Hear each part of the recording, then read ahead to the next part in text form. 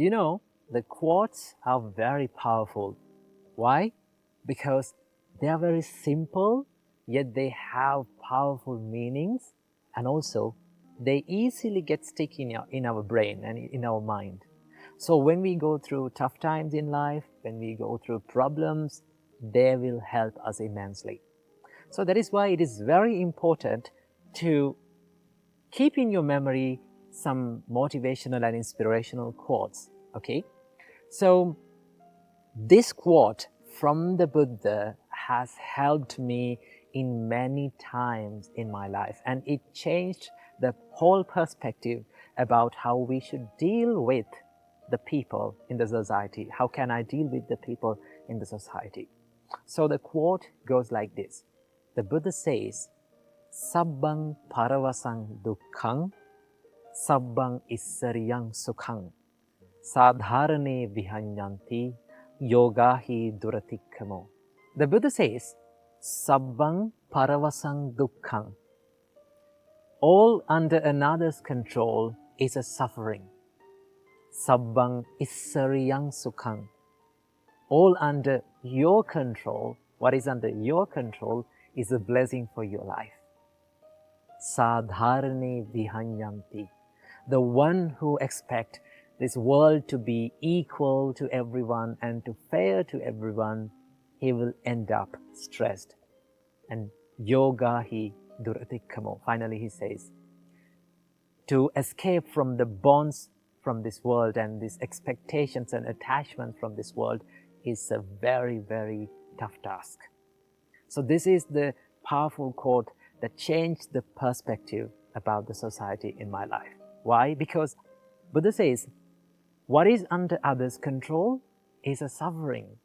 Because in life, we are so busy trying to control what is not under our control. Okay? So what are the things that are not under your control? People's reaction, people's criticism, and how people behave in front of you, how people think of you, what happens to you in the future, all these things are not under your control. The Buddha says that all that is not under your control is a suffering. So do not try to change it. Do not worry about it, because you will end up in suffer. And in the second line, the Buddha says, all that is under your control is a blessing for your life. So it is very important to know what is under your control. So what are the things that are under your control? Everything, every experience that happens to you is not under your control. You know it now. But the reaction towards the every experience is under your control. Okay? People will come and trigger you to be angry. Okay? People can try to make you angry, but you have to make the choice to be angry. So that choice is under your control. You made that choice. So your thoughts, how you think, your thought pattern, your habits, right? Everything that is personal in your life is under your control. If you can do something about it, do it. Go for it and change it. Then you can find the peacefulness and happiness. So it is very important to know what is under your control and what is not. Then you can live happily in this world.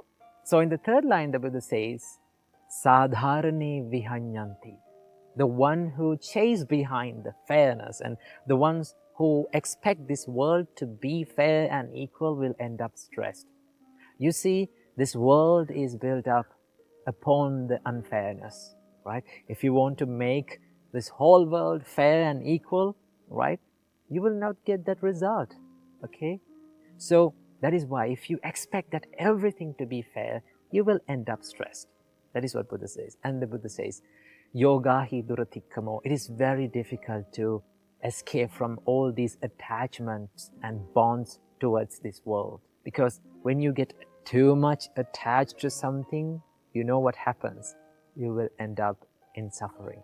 These quotes has helped me in my life in many times. So I think it will be helpful for yourself too. So keep these quotes in your mind and use them whenever you go through tough times in your life. How to be mentally strong and how to develop a strong mindset. Well, first of all, let's take a look at what is a strong mindset is. Now, just take a look at this Dhammapada verse from the Buddha. The Buddha said, Selo yatha ekagano vatena na samirati evang ninda pasangsasu nasami janti pandita. As a rock that is unshaken by the storm, so too the wise are unshaken by the praise and the blame. Now, have you seen these big masses of rock? No matter how fast the wind blows, it is not shaken. The Buddha said, same like that rock, the wise people, they are unshaken by the praise and the blame in their life. And that is a strong mindset. So in this video, I'm going to be sharing with you a few tips that you can practice to build up a strong mindset. Tip number 1 is to maintain a stable mindset in ups and downs in life, right? You know, life is like an ocean. Sometimes ocean is calm and quiet and peaceful, and sometimes it is stormy, right? We face ups and downs in life. The Buddha said these are called 8 worldly conditions, attaloka dhamma. That means praise and blame, gain and loss, fame and disgrace, and pleasure and pain. These are the 8 worldly conditions that we face in our life. Remember these things. So, Buddha said, accept these ups and downs in life.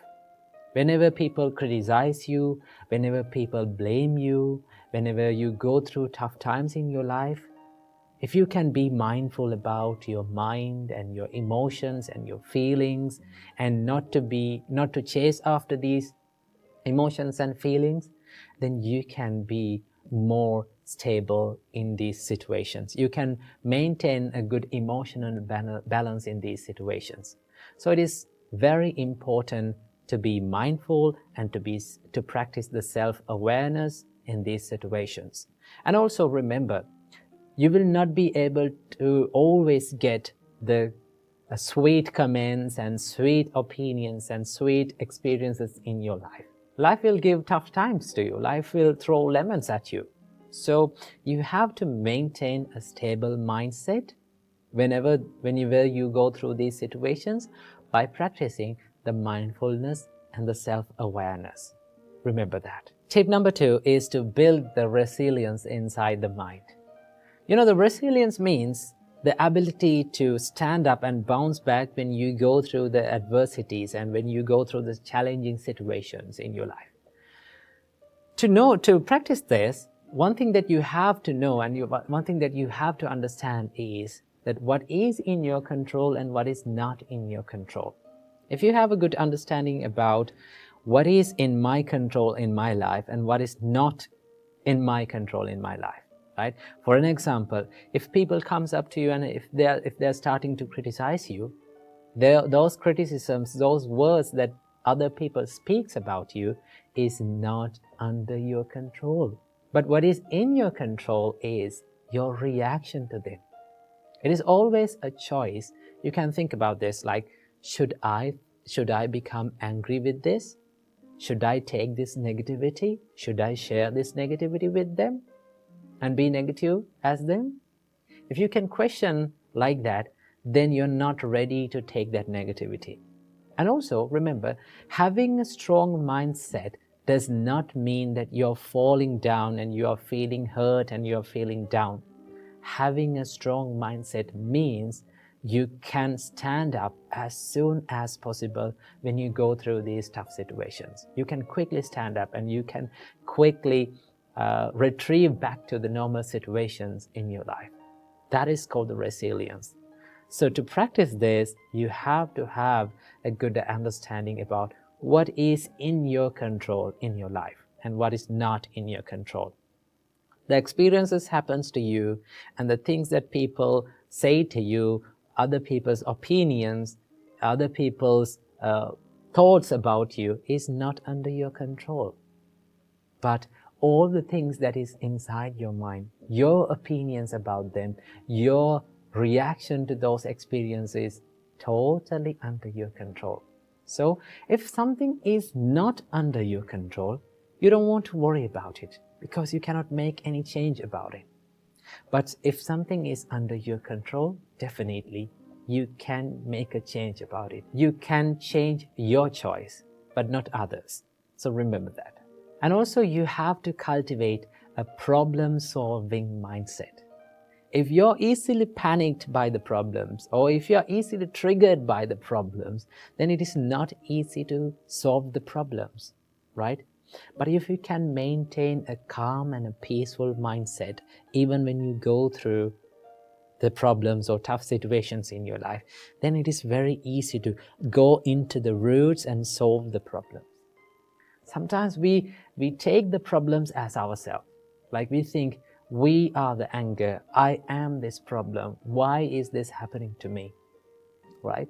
Remember, everything that happens to you will be impermanent. It is not a permanent thing, right? It will be changed one day. So what do you have to do? Keep that problem aside and try to dive into the roots of that problem. Ask from yourself, why this thing happened to me, right? What is the reason for this, right? What is the real reason for this? Where did I make the mistakes? And go to that problem, go to the root, and then you can solve that problem. That is how you build up a problem-solving mindset. And finally, tip number 3, last but not least, you have to practice a mindset of self-love and self-compassion. Remember, if you're loving yourself, if you truly love yourself, you're not going to take other people's negativity with you, right? You're not ready to take other people's negativity with you. Whatever the thing that comes up to you, whatever the person comes up to you and bring their negativity with you, you say, well, I'm not going to take this negativity with me. I want to be peaceful. I want to love myself. I truly love myself. Therefore, I'm not ready to take your negativity. I'm not sharing this negativity with you. That is called self-love and self-compassion, right? To practice this, you can add up a simple practice that you can do it daily, right? When you get up early in the morning, just sit on your bed and think, no matter what happens during the day, I am going to love myself. I'm not going to take any negativity from this world, right? I'm going to empty my bin and I'm going to take a new bin to this world, right? Do you know if you've kept all the bad things and trash in your bin for a long time, what will happen? If you're in your trash bin, it will start to smell, no? But if you remove every single day all the trash in your bin and make it make it a clean place, then it's very easy to live. It's very easy to be peaceful within. So practice the self-compassion and self-love to build a strong mindset. Some people think that the people who are easily lose their temper, some people think that people who show their toughness and rudeness, they have this strong mindset. But no, anger and showing this negativity is not a sign of strength. It's a sign of weakness, right? If you are easily triggered by people, if you're easily triggered by the people's reactions, then it's not a strong mindset. The strong mindset is the mindset that is not disturbed by the ups and downs in your life. So practice these simple steps, right? Build a stable mindset, make your mind a resilient one, and finally, love yourself more than any other person in this world. When you practice these steps, you can build up a mindset that is unshaken by the ups and downs in your life. So I wish you all, may all of you find the happiness in your life. Today, let's talk about how to have a better sleep and a healthy sleep. Now, sleep is something that we all struggled, and we all have struggled in all of our lives, right? And there are many people in this world who struggle with sleeping. When they wake up in the morning, they feel miserable and tired even more. Okay, so there are a lot of problems with sleep. So in this video, I am going to share with you 3 tips that we monks practice in order to have a better sleep. All right? This is in our daily routine. So without any further ado, let's dive into the video. Tip number 1. The first thing that you have to do is to wind down for your bed. Okay? That means sleep is something that we have to approach gradually and peacefully. It's like you're getting ready for an occasion, right? Now, for an occasion, maybe an interview or a meeting, what do? You get ready, right? You get your clothes done, you get your documents done, and you get ready for it. Same like that, sleep is an important occasion in our day. So what we have to do, we have to get ready for it. Okay? So how can we get ready? So here are a few things that you can practice to wind down for your bed. The first thing that you have to do, this is not a problem because we don't have our dinner. We only have 2 meals per day, right? Some monks have 1 meal per day. Normally we have 2 meals per day, that is breakfast and lunch. We don't have the dinner, okay? So have a light meal for your dinner and eat at least 4 to 3 hours before the bed, before your sleep time. Now when you do this, your digestion is over and it is finished and it is at rest. Now you can go to the bed peacefully and drink enough water before you go to bed, okay? And also, this is something that many people do, right? Do not bring your mobile phone or laptop or any device that you're using to the bed, right? There are many people who use, right? There are thousands of people who use their mobile phone on their bed before sleep, okay? AM or 2 AM in the night, in the morning. Don't do that. So what do you have to do? Avoid as much as possible this screen time, blue light screen and everything, avoid them, okay? Because these screens and these lights stimulates our brain, okay? If you can be relaxed and listen to, so you have to wind down before sleep. And another thing that you can do is to have, you cannot have a cold shower, then have a lukewarm water shower, okay? Cleaning your body will help you to wind down and make your body feel relaxed, okay? Then even your mind feel peaceful, okay? So this is how we wind down for our bed. Tip number 2 is to practice the gratitude, right? Now we monks, when we go to the bed, right, we just sit on the bed and we close our eyes and think the people, and we recall all the people who have helped in our life. Right? They may be your parents, they may be your relatives, your husband, your wife, your children, or there are certain things that we feel grateful for. So what do you have to do? Be grateful for them, right? Simply say thank you for all of them, right? Remember and recall all the people who have helped you in your way, in your life journey, and be thankful for them in your mind. That is something that we can do, because gratitude is a powerful emotion. If you generate it, you feel the happiness within your mind, and it will help you to have a peaceful sleep.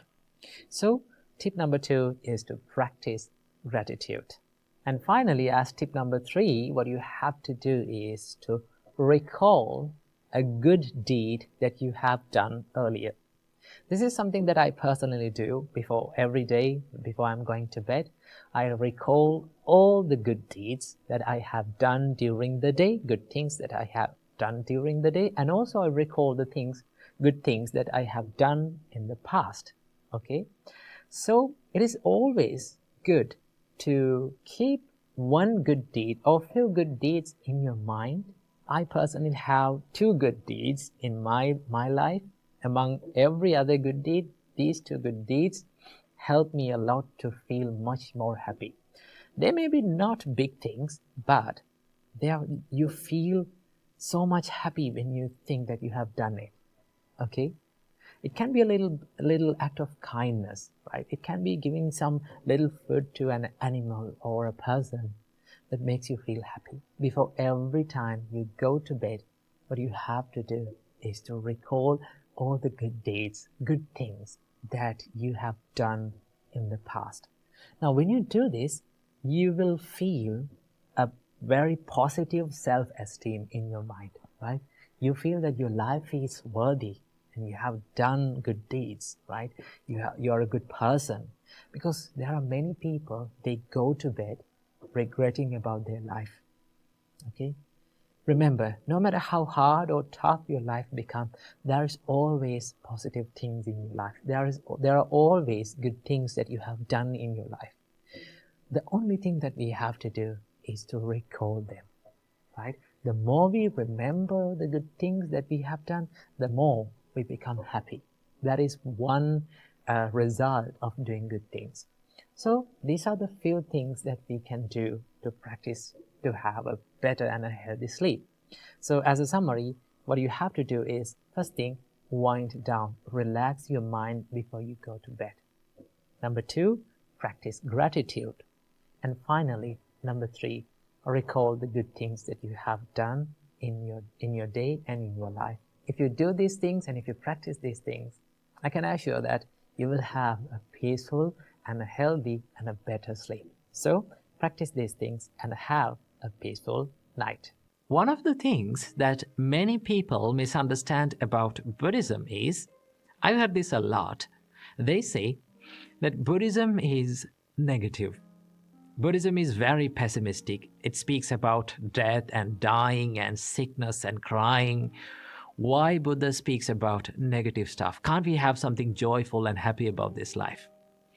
Well, from this video, we're going to talk about, is Buddhism really negative? So here's the reason why a person might come to a conclusion that the Buddha's teachings are quite pessimistic and it is negative. It is because of the first noble truth. Now, what is the first noble truth? It is dukkha in Pali language, which is literally translated as suffering or stress. Now, these words have deeper meanings. When Buddha speaks about dukkha, Buddha means about deep things about life. But when you look at this word, suffering or stress or dukkha, one might come to a conclusion that, oh, Buddha speaks about suffering, right? Buddha says that life is suffering. But when you look at the life, there are things that we can be happy about life. And also there are moments that we have a lot of joyfulness in our life. So why Buddha speaks about negative stuff? And also the Buddha explains in his first sermon about the first noble truth, the dukkha, as like this. Now, when someone look at this explanation, they might come to a conclusion, oh, life is stressful. So that is the reason for so many people to say that Buddha speaks about negative stuff. But if you really understand about what Buddha meant by this, you will find that Buddhism is not negative or pessimistic. It is more realistic. Okay? So why Buddha speaks about this? It is because this is the common truth that we all share in all living beings. No matter what level of life that we have, we all share these things, these truths in our life. That is a common truth. So Buddha saw this, and that is why Buddha speaks about this. So yes, it seems to be pretty miserable, right? But wait until you hear the second noble truth. What is the second noble truth? It is called the samudaya, the origin of suffering. Now Buddha says there's a reason why we suffer. What is the origin of this suffering? Now Buddha explains that the reason why we suffer is because of tanha. Tanha means craving, literally translated as craving. But there is more to this word, okay? So why we suffer is because we have this craving and attachment towards things, okay? Towards things, people, and to ourselves as well. So, and it gets better when you hear the third noble truth. The Buddha says that you can end the suffering. The third noble truth is called nirodha, the cessation. Now the Buddha says that you can end the suffering by letting go of the cause of the suffering. Right? I will repeat it again. You can end the suffering when you let go of the cause of the suffering. Right? So it is pretty obvious, right? Pretty realistic. Let's understand about it like this. Suppose you have an unwanted plant in your garden. Now what you want to do, you want to remove this. So how are you going to remove this? Let's say a person goes and cut it from the stem, cut down that plant from the stem. Did you permanently remove it? No, it grows back. No matter how many times you cut this plant from the stem, it will grow back. But if you really need to remove the plant, what you have to do is you have to go into roots, dig the plant, and then remove the roots, and then it will never grow back, right? Same like that, if you remove the root of suffering, if you remove the cause of suffering, then you will end the suffering. Not only the Buddha says that you can end the suffering, but also Buddha introduce you to a path where you can end the suffering. And that is the fourth noble truth. It is called the Magga, which is the Noble Eightfold Path. Now, Noble Eightfold Path is a moral and ethical and psychological and more practical path that leads to the cessation or end of the suffering. So basically, the Buddha is like a doctor, okay? So what a doctor might do? He might come to a patient and says, hey, listen, let's be honest that you have this disease. You have to be honest. I know it is painful. I know it is very negative and pessimistic to talk about this, but let's be honest. If you need to cure this disease, you need to focus on it. Okay, we have to talk about it. We have to find a way out of it. So the doctor says that there is a disease. He will be honest with you, and he says, and he comes with the good news, and that is that you can cure this disease. Okay, we can cure this disease, and I will show you how to cure this disease. And also the doctor will say that take these pills and take these medicines to end your disease or to cure your disease. And same like that, Buddha identifies your disease, and he talks about that disease, and also Buddha identified what causes this disease, and also the Buddha comes up with the positive, more happy news that you can end this suffering, okay? And also Buddha comes up with a way to end this suffering. So if you look at it in that way, Buddhism is not pessimistic. It is not negative. It is more realistic because Buddha talks about the truth in this life. What is the truth? It is the first noble truth. That is the suffering. Suffering is the only thing that we all share commonly in this world. No matter what level in this life that we are in, we all suffer. Okay, wealthy people, no matter how much rich you are, no matter how much poor we are, we all suffer and we all share these sufferings. What is that? Suffering of sickness, suffering of death, suffering of diseases, suffering of aging, suffering of despair, lamentation, crying. This is something that is very common to all of us. And talking about it and thinking about it might not be a negative thing, because most of the time what we are doing is we are running away from this truth. We don't like to talk about it. We always like to forget about it. And also we have found many creative things to forget the suffering, not to end the suffering. Okay, we think that we end the suffering, but it grows back. It comes back. Same like you're removing a plant from a stem. So what Buddha does is, what Buddha shows you is a path to go into the root of this problem and remove the root, remove the origin, remove the cause to end the suffering. So remember that Buddhism is not negative and it is not pessimistic. It is more realistic and it is more practical. So I hope you got some idea about what Buddha teaches you. So that is all for this video, and see you in the next video. Namo Buddhaya.